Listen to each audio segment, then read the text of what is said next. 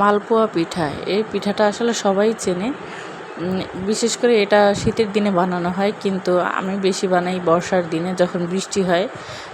বৃষ্টির ঠান্ডায় আমার এই পিঠাটা খেতে খুবই ভালো লাগে। হ্যালো গাইস, আসসালামু আলাইকুম, কেমন আছেন সবাই? তো সেদিন মালপোয়া পিঠা বানিয়েছিলাম, বৃষ্টি হয়েছিল। তো এটার ভিতরে আমি দিয়েছি চালের গুঁড়ো, আতপ চালের যে গুঁড়োটা সেটা, তারপর নারকেল দিয়েছি, খেজুরের গুড় দিয়েছিলাম, আর দিয়েছি কলা। এটা আসলে যে যেভাবে পারে, অনেকজন অনেকভাবে বানায়, তো আমি এইভাবেই বেশি বানিয়ে থাকি।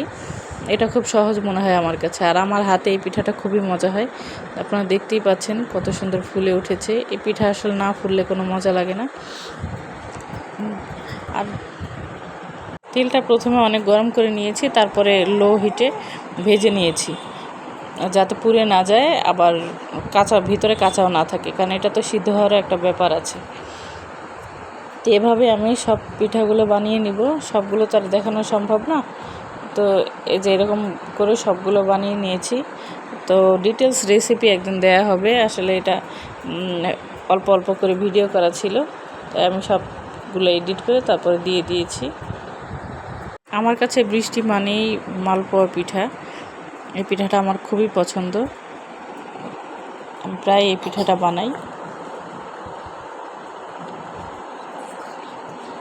এই যে পিঠার কালারটাও খুব সুন্দর চলে এসেছে।